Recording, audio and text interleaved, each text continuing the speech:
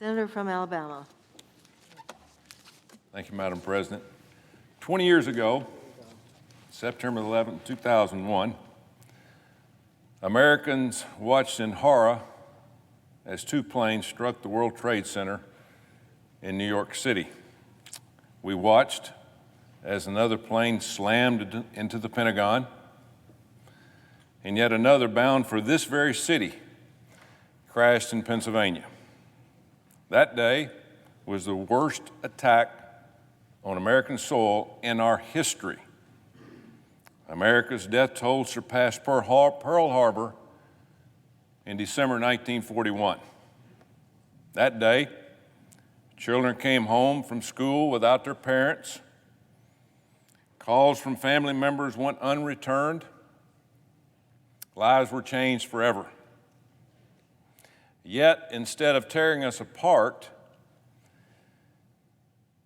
instead of frightening Americans off the world stage, the cowardly act that attacked on September 11th brought our nation together. But just remember, we were at war with Al-Qaeda prior to 9/11/2001. In the 1990s, between 10,000 and 20,000 people went to Afghanistan to train to be terrorists.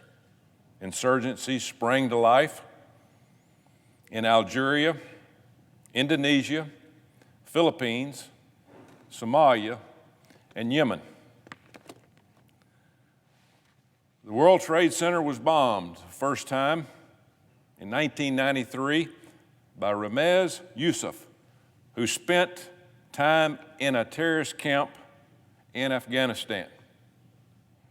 1998, Al-Qaeda bombed 2 U.S. embassies in Africa. In 2000, Al-Qaeda bombed a U.S. warship, the USS Cole, killing 17 Americans. The 9/11 Commission would later write, the 9/11 attacks were a shock, but they should not have come as a surprise. That came from the Commission. But they were a surprise to most Americans because our leaders simply ignored the threat, issued a weak diplomatic scold, and promised over-the-horizon missiles and surveillance could solve the problem. What solved the problem was American resolve and American might.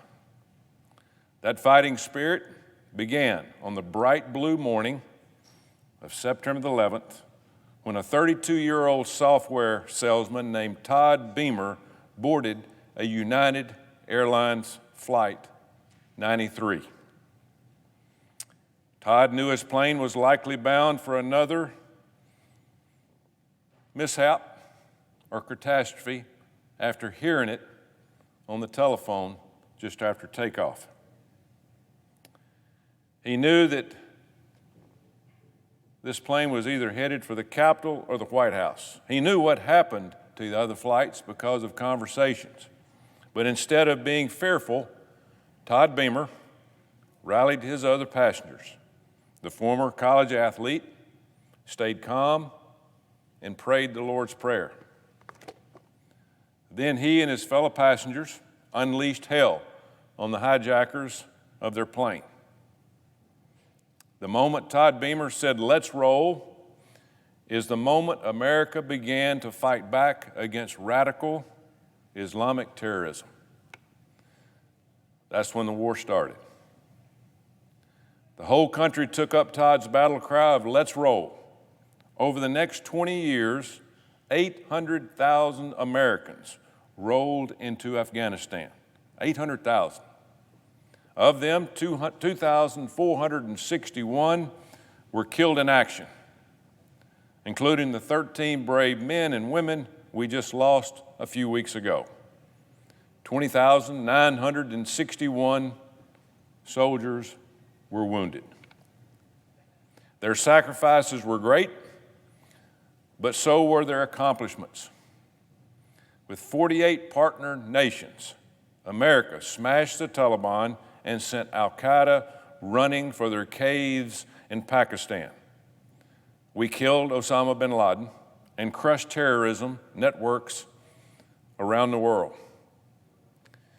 Over the past 20 years, the death toll from terrorists inside the United States was 107 because of our brave military that took the fight to the enemy overseas. 107 souls is still far too many in this country, but the nation has been spared another catastrophic attack while our all-volunteer force stood to watch in Afghanistan.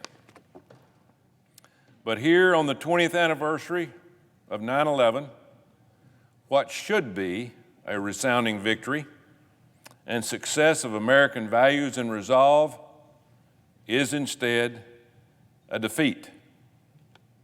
And it is an especially bitter defeat to Americans all across this country. It's bitter because Americans surrendered 20 years of blood, sweat, and tears to the enemy. The Taliban now control more of Afghanistan than they did in 2001. And they are better armed with American guns, vehicles, and aircraft.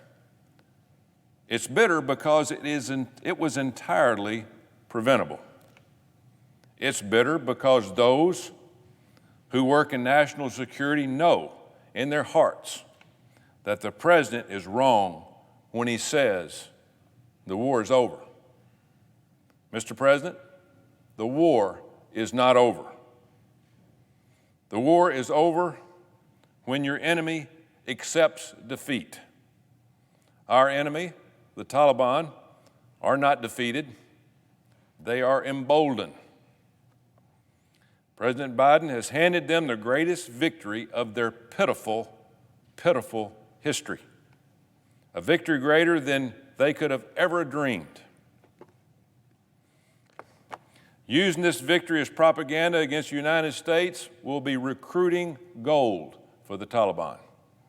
Make no mistake, now that they've sent America running for the exits in Afghanistan, they intend to bring the terror we saw at Kabul's airport home to us right here in the United States of America. We cannot allow that to happen. Because now, after our commander-in-chief decided to leave behind, let me repeat that, leave behind American taxpayer-funded equipment, the Taliban is one of the top 10 best equipped militaries in the world. Over 44,000 military vehicles were left behind. Nearly 500,000 guns left behind. 33 Black Hawk helicopters left behind. All is now in the hands of our enemy. And we're fooling ourselves as we think they're not going to use this equipment against us. Early last week, 10 of my colleagues on the Senate Armed Services Committee joined me in calling for hearings on the Biden administration's chaotic withdrawal from Afghanistan. As members of the committee that oversees our nation's armed forces, we bear a particular responsibility to seek true and correct answers. We asked to hear from the Secretary of Defense, Lloyd Austin, the Chairman of Joint Chiefs of Staff, General Milley, the Commander of U.S. Central Command, General McKenzie, and the last Commander of U.S. Forces in Afghanistan, General Miller. These are our top military leaders who need to be asked the hard questions. And that's what I and my colleagues intend to do, starting with, why did we give up the most strategic air base in the middle of Asia, Bagram Airfield? Why did we do that? It makes no sense.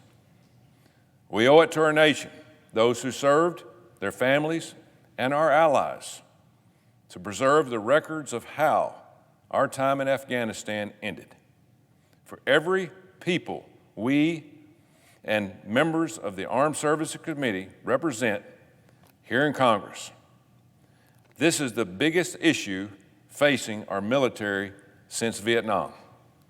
Those who have given so much to this cause are demoralized and disheartened. I've talked to hundreds of them the last couple of weeks. Al-Qaeda didn't defeat our military. The Taliban didn't defeat our military. The complexities of rebuilding a country did not beat our military. This administration in Washington, D.C. defeated our troops. Never in American history have we seen a commander-in-chief leave Americans behind enemy lines. It is unheard of the history of this country. I cannot think of a single fighting man or woman who would leave an American behind. It does not make sense. That is why they fight. That is why our military fights. We do not leave people behind. But they were ordered to leave by our commander-in-chief. To those soldiers, sailors, Marines, airmen, guardsmen who served in Afghanistan, I promise you this: we will get answers from this administration. If you're a member of the military or you've served our nation and you have questions, I hope you'll reach out to my office. I'm ready to be your voice. I'm ready to fight with you for your answers and accountability. I want to thank Chairman Reed and Ranking Member Inhofe for scheduling hearings so that we can do just that in the next few weeks. You know, on September 11th, America said, never forget. Thousands upon thousands of Americans have taken that rally cry to the enemy. To them, I say, America has not forgotten. We will never forget. We will answer the fight, and we will fight for these answers. Madam President, I notice the absence of a quorum. The clerk will call the roll.